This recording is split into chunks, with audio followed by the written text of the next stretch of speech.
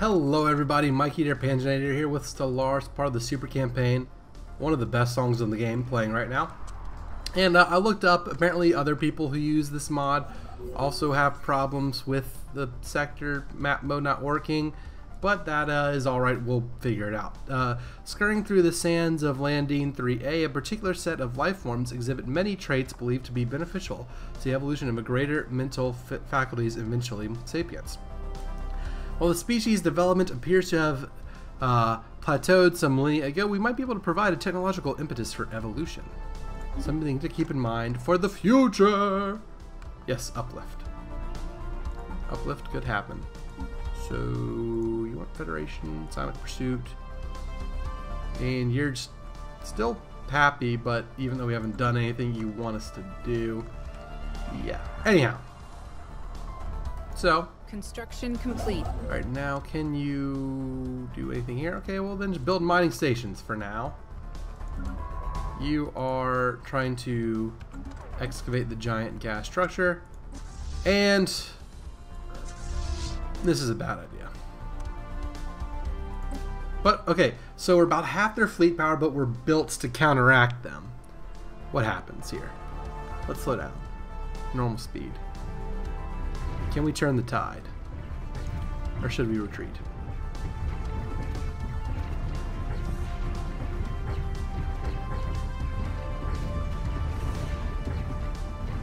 I think a retreat's in order. Maybe not. Abandoned gateway. We've looked at what we believed could be an ancient subspace gateway near Zoltar's Maw. It appears to have been part of a galaxy-wide network of similar stations which, when operational, allowed for near instantaneous travel from one part of the galaxy to another. At some point after its initial construction, its connection to the rest of the network was severed. It now offers only one valid destination, an uncharted group of stars just beyond our galaxy that our astronomers have designated the L Cluster. Even more intriguing, the gateway was built entirely by microscopic nanites of an unknown design. Although the gateway emits a faint power signature, it has been deliberately locked into some kind of maintenance loop that prevents its activation. Until we find some way of aborting this process, the L Cluster will remain beyond our reach. So, L Cluster. That's part of the L Cluster. So, this fight over here. We're retreating, which is good. We're destroying some of them, which is maybe good too. Special project complete. Alien box contents. Finally, our scientists have managed a peek into the alien box without compromising the container itself.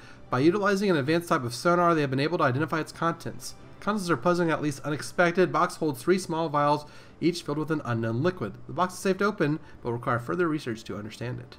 Open it. New sit rep. So we gotta open a vial. We'll research the alien box. Rubricator, Baul, all of that.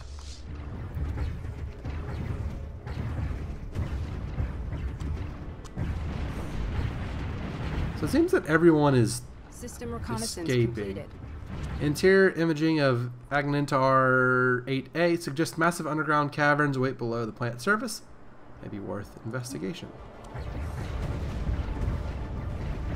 So it appears to me we are vastly overmatched here. But everyone's escaping, I think. Which is kind of neat.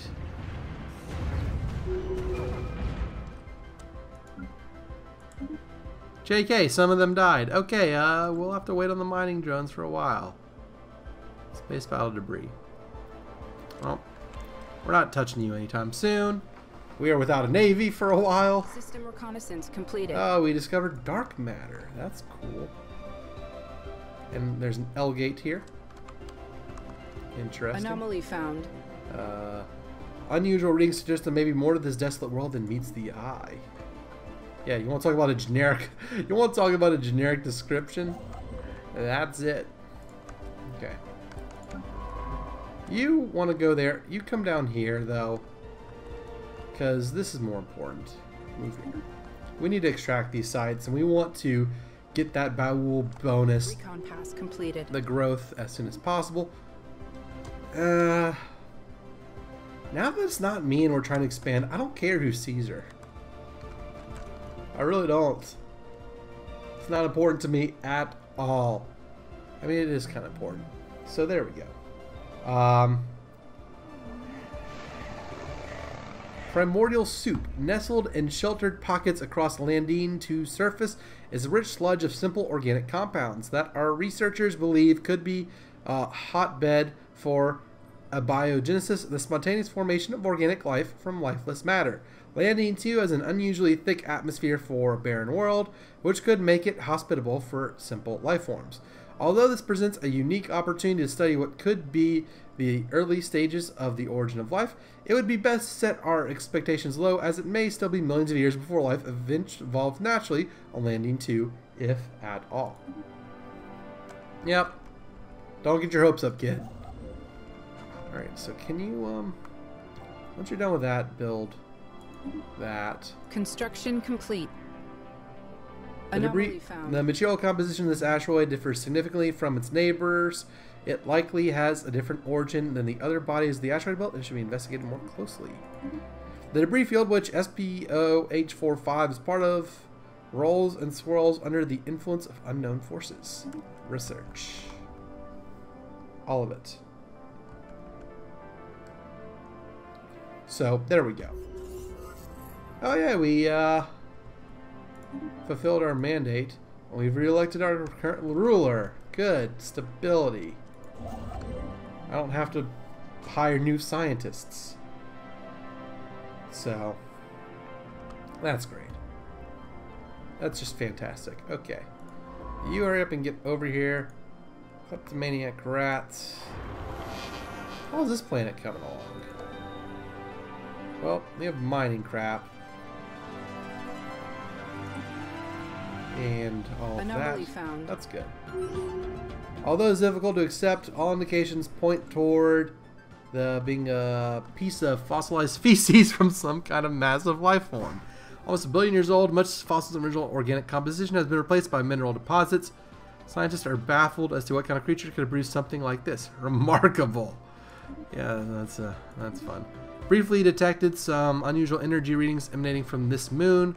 Been a glitch in our system, or could be a sign of something more. Ooh. Interesting.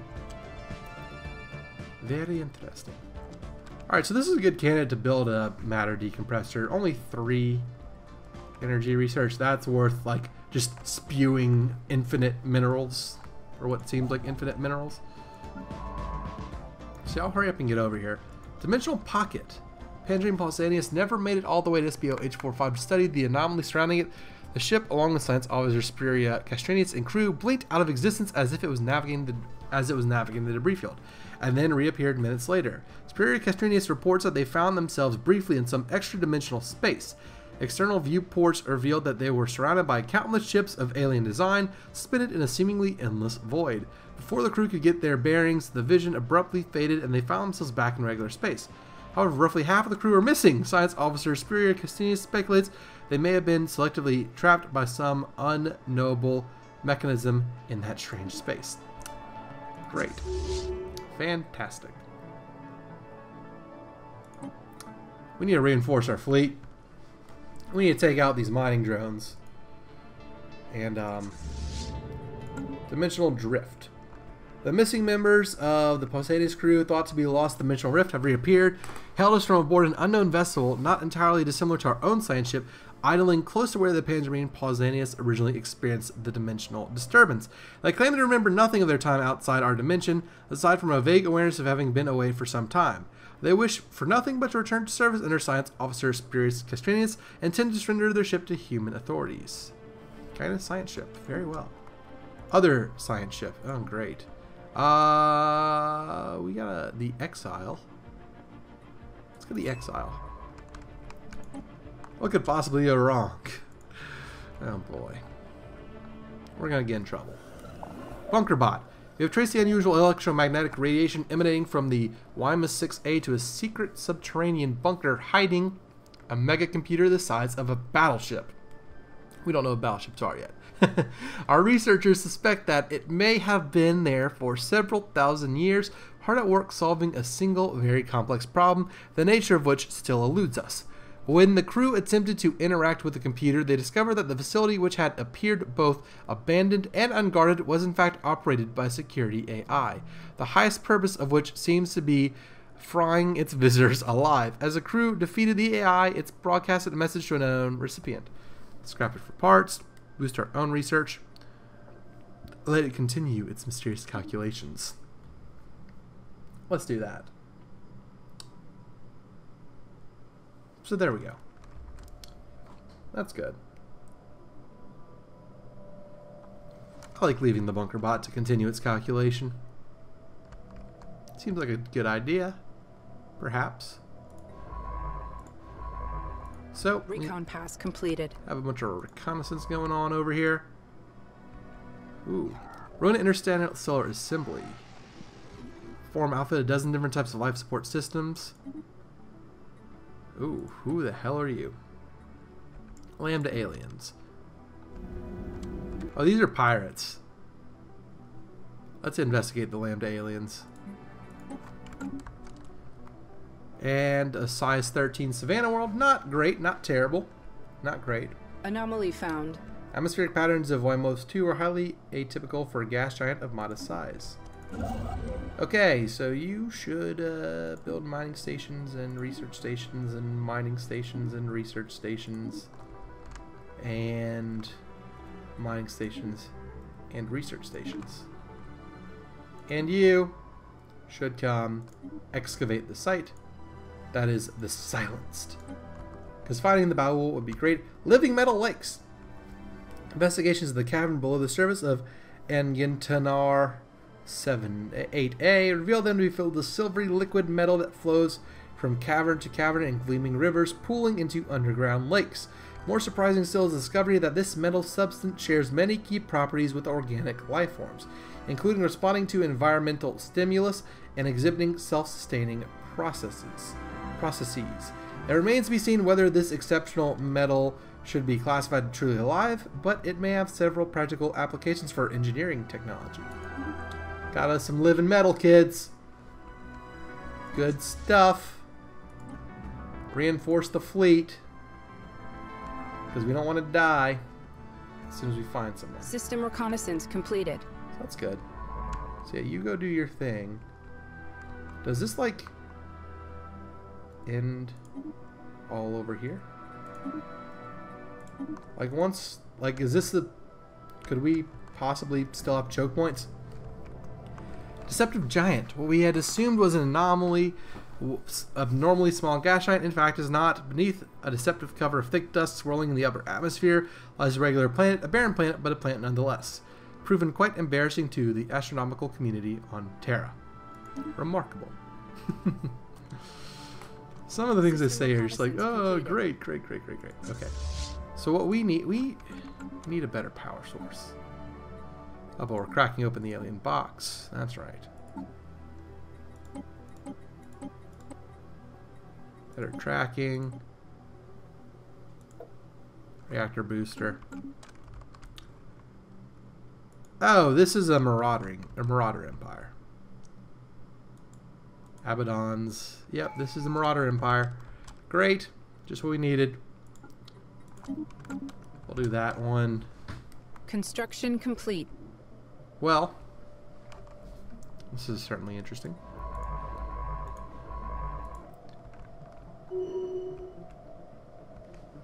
So the Marauders. They will probably try and kill us at some point. We should kill them first.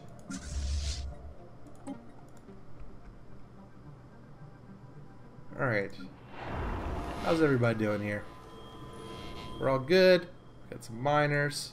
Looks like he's hitting a shoe, but I guess that's a lump of rock. Lump of rock looks like a shoe.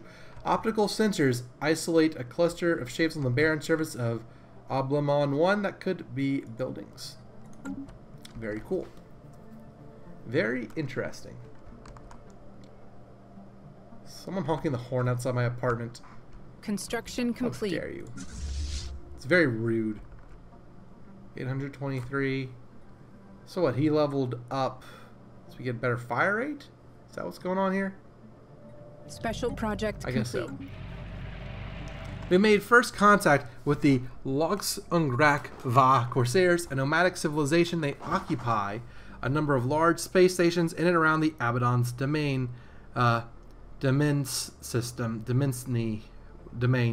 I don't know, that houses the bulk of their massive numbers in crowded and squalid conditions. Despite this, or perhaps because of it, they seem to have developed a strong martial culture. Life in the cold void has become a second nature to them, and they are very adept at space warfare. There's no Loxungrak-Va central government to speak of. Instead, they are divided into several different factions that vie endlessly with one another for resources and respect. Given their large population and the shipbuilding capability of their stations, this constant infighting is the only thing keeping them from growing into a significant threat to galactic peace. Attempt to contact them. If y'all don't know what that's from whenever the dev died when they announced it. What you want, foolish Dwarmak? What happened to make your face look like that? Reactor action, vacuum exposure, hee. Look at you. We are blah blah blah, we hunt Dwarmak. If you come to whatever, make a Dwarmak stew. Not good for you, yes, hee. Perhaps you know other Dwarmaks. Perhaps you want them to be Dwarmak stew. Dwarmak stew. This can be arranged, not above fighting for Dwarmak against other Dwarmaks if price is right. In transmission. Canyons deep enough to be seen from orbit furrow the surface of Tort 5A or Tort Va. Yet the planet is as dry as a dust bowl. What could have happened to the water that once so profoundly carved Tort Set 5A's stone? Okay, we have Marauder Empire right here. Recon pass completed. Don't go there. Just don't. Just don't. Please. System reconnaissance completed. And I wonder what lies behind that. I bet what if it were something good? That'd be cool. Construction complete. Are there 3 of you over here? There are 3 of them over here. That's good. Metamorphic dehydration. Following a thorough investigation of Tort Va, I'm going to call it Tort Va, the Panzermarine Agathodamon crew has confirmed that the planets used to be covered in flowing water several billion years ago. However, the geochemical composition of the planet's basalt crust proved highly hydrophilic, so much so that Tort Va's thirsty rocks eventually absorbed and bound all the water on its surface. Now all that remains of these vast oceans are salty brine streaks lining Tort Va's numerous canyons. Science officer Marcia Beculius added that the mineral hydrates now dominating Tort Va's landscape could have many valuable industrial applications. Translation: mine for profit. Unusual tectonics were not buildings, but surprisingly regular mineral outcroppings. Science officer Spiria Castrinius asserts that these angular blocks of rock are the product of interactions between tectonic plates, their shapes, the result of the unusual tectonophysics inherent in the planet's crust. The perfect angularity of these thrust faults implies the possibility of aliens tampering with the crust at some point in the past. And that is all the time we have for this episode. So we actually have we have intel on them. They have complex drones. They have caretakers, and it's just the robots. Interesting. Anyways, ooh, what are these buildings? Cryopods. Ooh. Expired remains of billions of alien specimens frozen long ago. So we have these Anak, whatever. They have a lot of fleet power. Why only 90? Yeah, they have like over 100,000 fleet power each.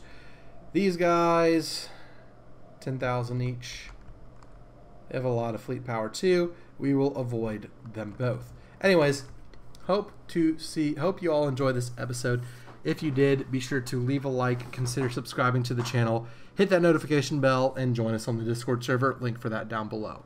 Thank you all so much for watching, and until the next one, this is Mikey Panzernator signing out. See you, nerds.